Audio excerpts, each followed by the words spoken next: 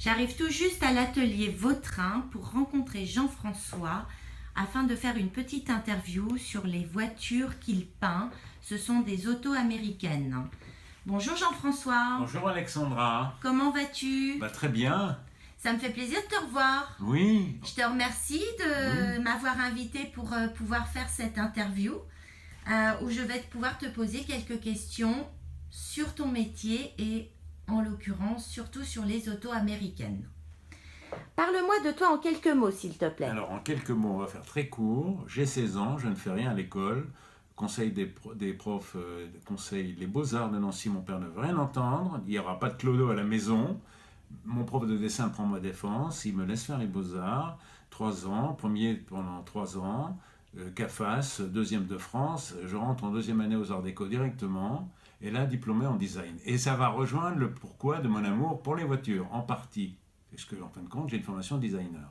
Mais en France, on me disait chaque fois que je me présentais dans une boîte, vous faites du design. Ah oui, et qu'est-ce que c'est? Aujourd'hui, même le pâtissier fait du design. Hein? Tout le monde fait du design. 30 ans après, c'est la mode. Moi, je n'ai jamais pu vivre du design, donc j'ai fait de la scénographie, du stand, de l'art graphique, enfin, tout ce qu'on apprend à faire aux arts déco. Je n'ai jamais été au chômage. Et puis, à côté, je peignais. Parce que la peinture ne nourrit pas son homme, il faut le savoir. Il y a 80 000 peintres en France. Il y a quelque chose comme 800 peintres qui vivotent et 80 qui gagnent bien leur vie.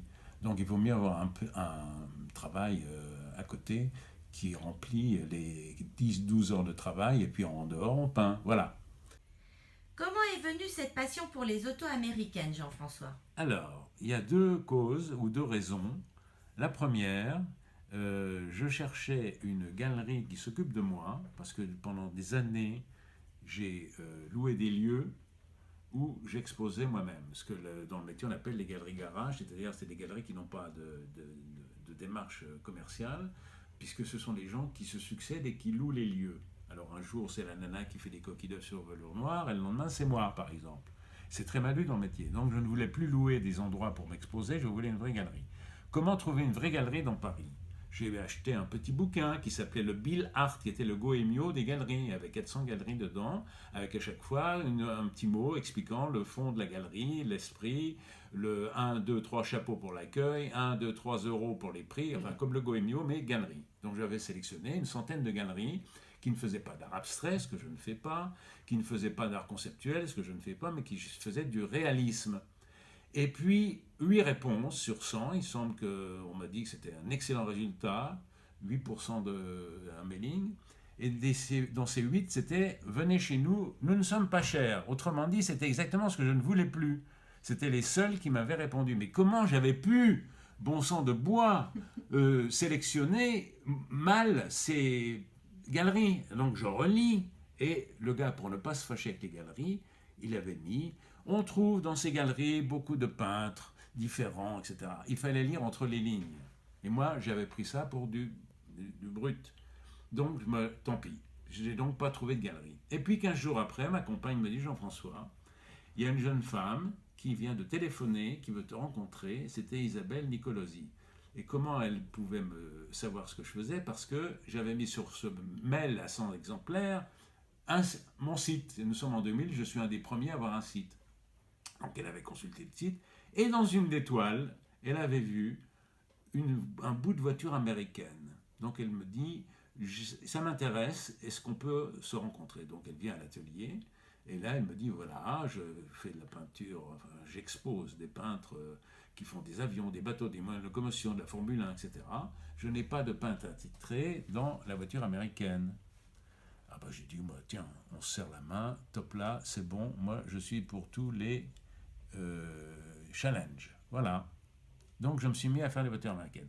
Mais ce n'était pas un pinceau. Pourquoi? Parce que dans ma jeunesse, dans les années 62 jusqu'en 62, nous avions à Nancy, je suis de Nancy, des bases américaines autour de la ville, puisque c'était suite à la guerre, et puis la guerre froide commençait. Mais De Gaulle les a virés seulement en 63, parce qu'il a voulu rester chez nous. Enfin, il a voulu regagner un peu le pouvoir de gérer le territoire sans les bases américaines. Mais pendant des tas d'années, quand je rentrais de l'école, il y avait des bateaux, fraises, pistaches, qui faisaient 5 mètres de long. C'était les voitures américaines. Nous étions, nous, dans des 4 chevaux, dans des dauphines toutes petites. Et moi, je regardais à travers les vitres. Il y avait de la place, il y avait les fauteuils qui étaient en cuir, qui brillaient, un peu argentés. C'était pour moi un autre monde. Donc j'ai toujours aimé cette culture. Puis il y avait les bases qui étaient portes ouvertes. À l'année, mon père nous traînait voir les démonstrations d'avions en vol. Et là, il y avait des grandes GI avec les casquettes qui buvaient de la bière en boîte. Et mon père disait, mais en boîte, ça doit sentir le fer, Jean-François. On ne trouvait pas ça en France encore. Un autre monde, une autre planète. Voilà. Donc j'ai pas eu de difficulté à m'adapter puisque j'ai toujours été amoureux des Américains. Jean-François, Oui. quelles émotions ressens-tu en peignant ces voitures? Alors, c'est un... Comment dirais-je? Je suis pris entre deux feux. Le plaisir de faire et la fatigue, des fois le découragement, tellement quelquefois c'est compliqué. Je m'explique. Il y a Alechinsky, qui est un peintre abstrait, disait quelquefois je vais à l'atelier à reculons. Ça m'est arrivé, parce que c'est pas tous les jours drôle de respecter l'authenticité des objets qu'on veut faire.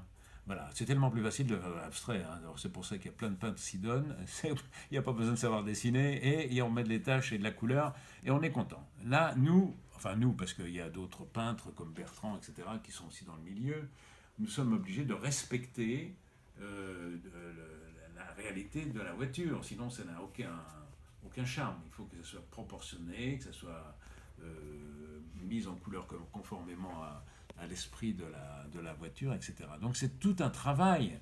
Alors quelquefois ça va plus vite, quelquefois ça va plus lentement, mais en général moi je travaille toujours sur 2-3 toiles à la fois parce que dès que j'en ai marre, je passe à l'autre. Donc je ne travaille pas à continu sur une. Mais si on devait le faire, pour chronométrer le temps qu'il me faut, une toile de voiture américaine, quelle que soit la dimension, me prendrait 15 jours d'affilée. Et tes émotions? Je l'ai dit tout à l'heure, je suis jamais content de mon travail parce que comme tout artiste. C'est pas exactement ce que j'avais imaginé. Alors, il faut que j'explique quand même que je travaille avec des maquettes. C'est-à-dire que je me fais une maquette de ma toile avant de commencer à peindre. Je vais chercher un décor, j'incorpore une voiture dans la perspective du décor, des personnages, j'essaie de raconter une histoire et après je peins.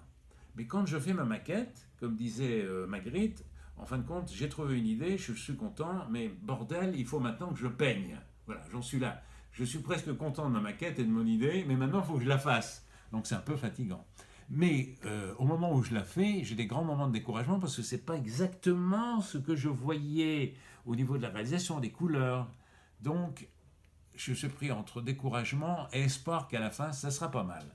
Et en général, d'ailleurs, à la fin, je suis très content de mon boulot. Ah, tout de même. Voilà. Que souhaites-tu partager au travers de tes toiles? Alors, vaste programme. Alors, il y a deux choses. En général,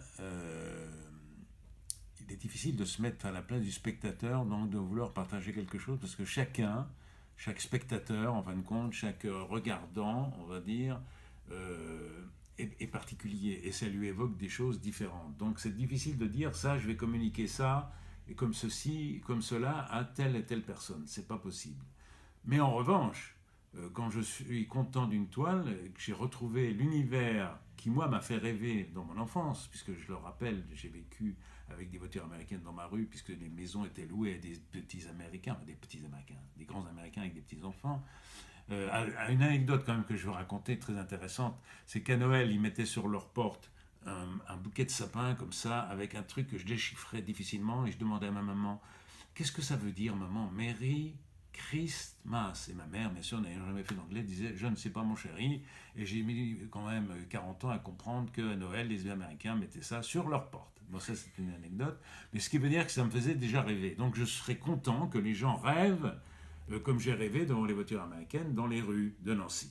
Problème, ça ne peut faire rêver que les gens de ma génération, qui ont connu ça.